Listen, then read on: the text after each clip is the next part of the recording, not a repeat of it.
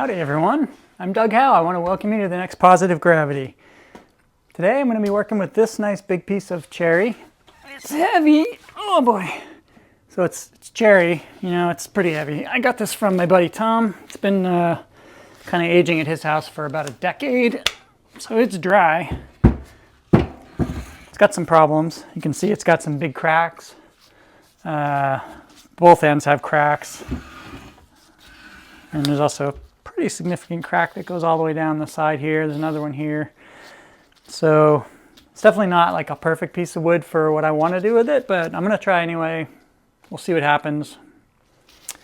A little bit of kind of dry rot stuff going on the edge over here, but that's pretty superficial it seems like, so hopefully that won't be a problem. So here's what I'm planning to do. I took a planer and just planed off this side a bit to have a flat surface. I'm going to lay it down on the bandsaw and cut across right here. And that'll get rid of at least this crack that goes, most of this crack that goes down to about here, and same thing on this side. So that'll get rid of the worst of the cracking on both ends. And then I'll probably round it up after that. I want to cut it off and see what the ends look like. Make sure there's not any other deep cracks that I want to deal with. So yeah, I'm going to do that. And then this is going to become a bowl. I don't think I have any cherry bowls at the moment, so I want to try to make one out of this. It's got a little bit of burl on the side over here. I don't know how much of that I'll be able to preserve. We'll see. Other than that, it doesn't have too many other interesting features that I see. So yeah, chop chop, and we'll take a look at how that affects the ends before we go to the next step. That's the story. Thanks for watching, and don't forget, always enjoy the process. Sometimes that's all you get. Headed to the bandsaw. Let's go.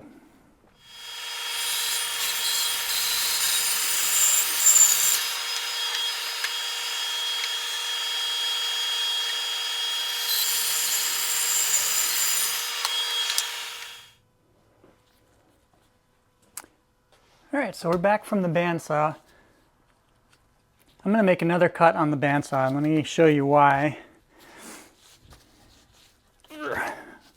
So there's still some pretty significant cracks here.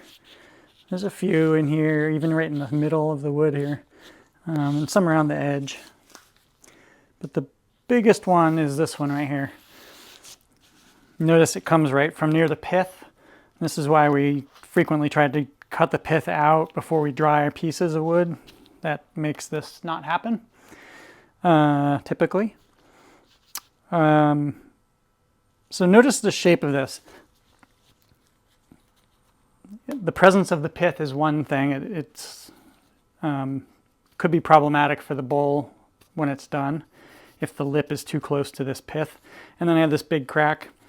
And then the orientation of this is kind of wonky. If we follow this line down, you know, I kind of end up over here on the piece where I really want to end up over here. So I'm going to make another cut on this line right here, and that's going to reorient the piece of wood so that it's a little more evenly spaced. It's going to get rid of the pith, and it's also going to get rid of this crack. So those are three good things. It'll also get rid of some of this dry rot on this side. So, you know, there's a number of benefits to making this cut. So I'm going to go ahead and put this back on the bandsaw like this and just plow right through there. All right.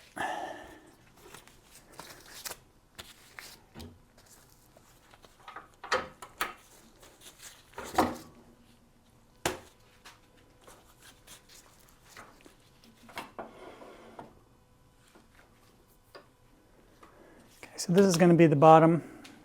This will be the top.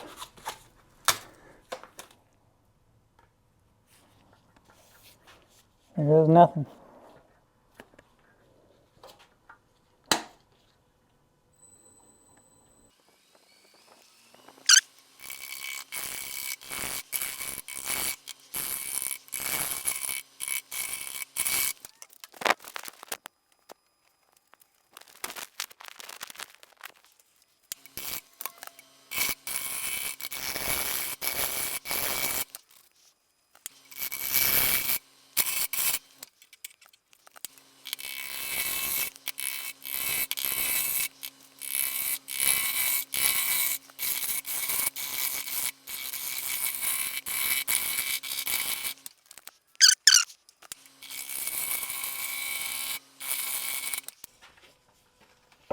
Alright, I think I'm going to backtrack, take the faceplate off, and at least take it to the bandsaw and cut the corners off.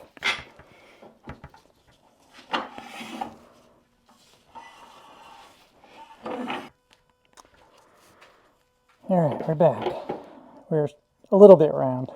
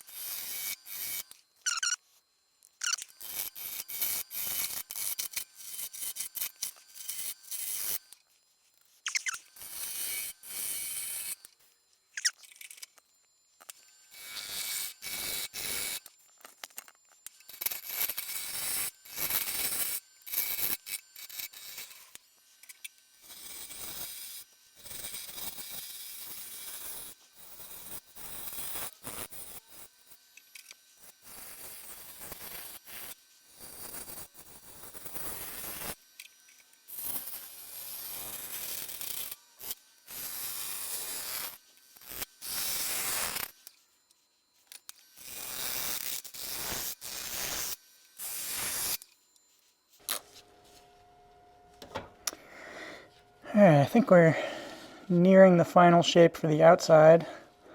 I've got some cracks that definitely need to be dealt with. Since this wood's been already drying for like a decade, I don't know that the cracks are really going to change much from what they are.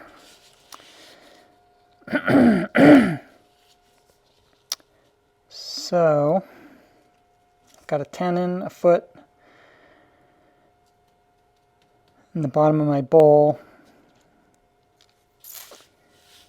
I turned a little bit of a lip here for grabbing onto and also just for decorative purposes. And also helps get rid of a little bit more of this potentially slightly softer area that was getting close to bark. I'm going to need to glue that too. It's got a crack in it right there. That piece is moving, so I need to just CA glue or wood glue that down and do something with these cracks. I could do resin. It's a little bit difficult to get resin securely into cracks like these. I don't really like using CA glue because it usually stains the wood in ways that I don't like. I could use wood glue and then sand to fill with just the color of the wood that's here.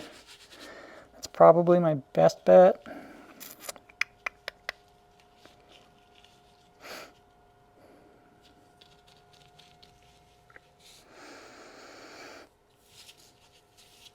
With resin, I can decorate it. I mean, I can make these red, I can make them black, but they're pretty small, pretty thin, so I'm not sure that you'll really see much. I think I'll go with wood glue.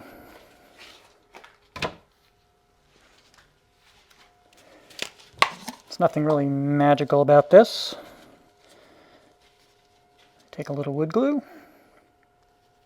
This is Type Bond 2. I take my glue applicator and I just smear some glue into the crack.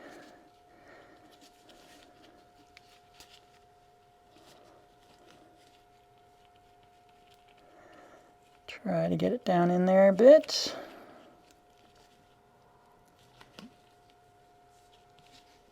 My glue applicator is letting me down.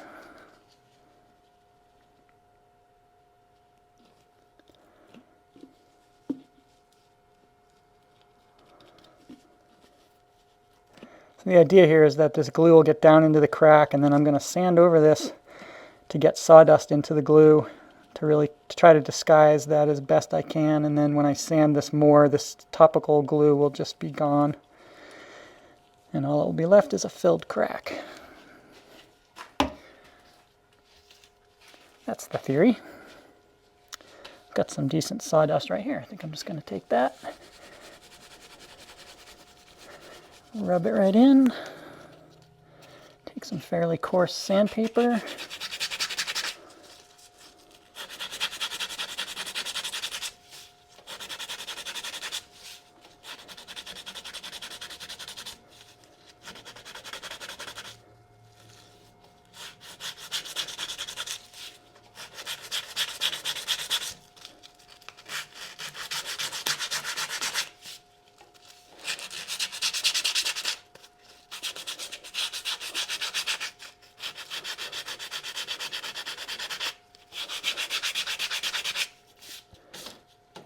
not too bad.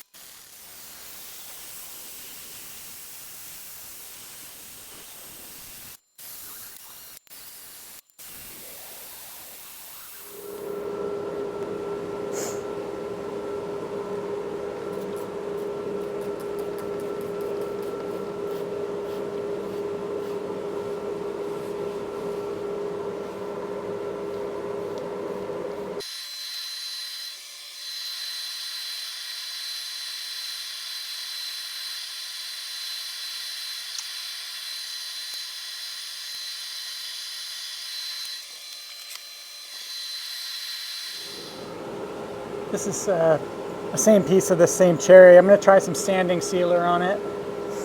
This is sanding sealer diluted 1:1 with lacquer thinner. Obviously it's a lot lighter after it's sanded and stuff, but I kind of want to see how dark it gets before I commit to putting it on the actual piece.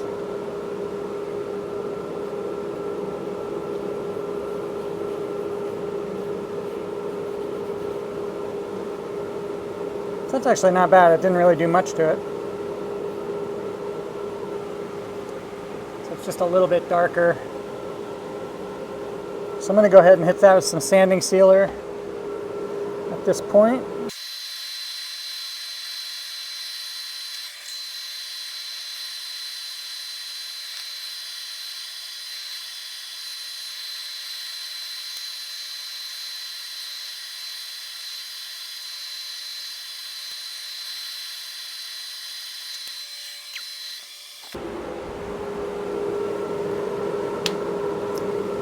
Alright, that's looking good. I'm going to let that dry. and come back to it tomorrow. And as long as I don't need any more sanding,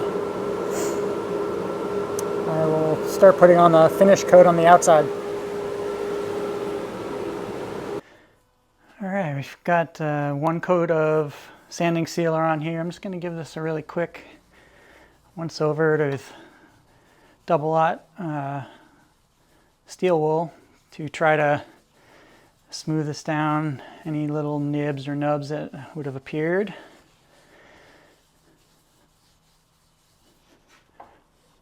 The finish I'm going to use is an oil-based urethane, so steel wool is okay here. If you were going to use a water-based finish, don't use steel wool. You can end up with rust in your finish, and nobody wants that. So I'm using General Finishes Armor Seal Semi-Gloss, oil-based. This is not the container that originally came in. That can got bent, and so I've transferred it into this container.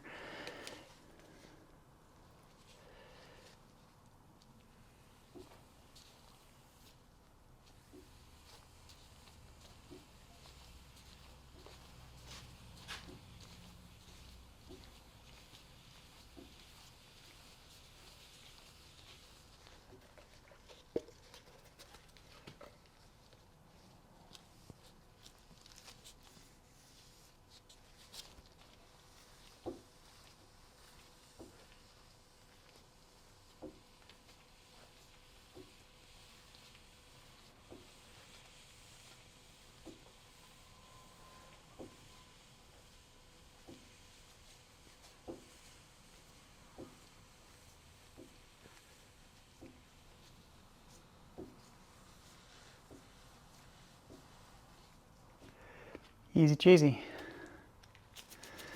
So we'll just leave that. This stuff needs to set up overnight. It usually absorbs in, with the sanding sealer on there, it may not absorb in quite as much as it does on a first coat without the sanding sealer or shellac or something under it. So in this case, it looks like it's staying, it's not absorbing in too much, so that's okay. Give this 3 coats, 24 hours apart. So I'm going to set this aside till tomorrow. Come back, repeat again, and then we'll use this tenon to attach it and go for hollowing.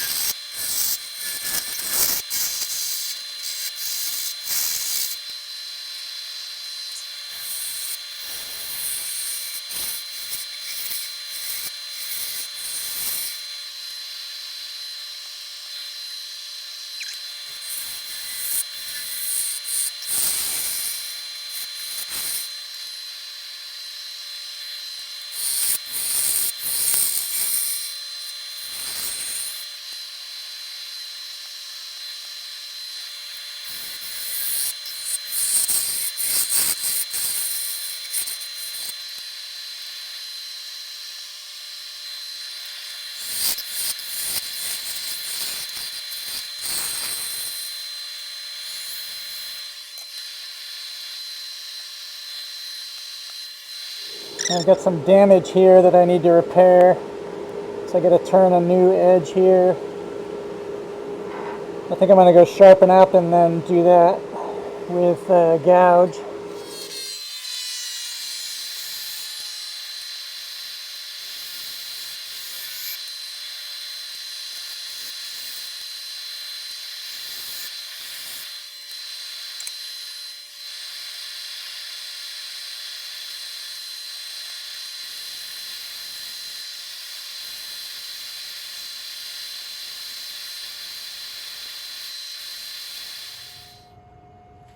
Alright, it's time to continue on with the finishing of this cherry bowl.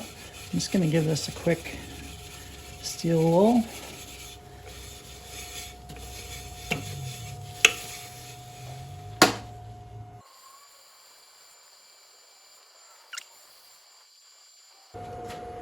This is General Finishes semi-gloss armor seal. Same stuff I used on the outside earlier.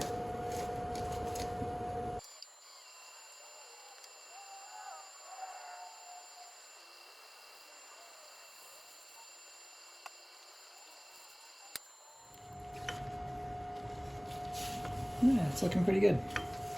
And I just gotta let that dry overnight tonight, and I'll do that 2 more times, and this piece will be done. Well, I guess I still gotta take the tenon off, but we're almost done.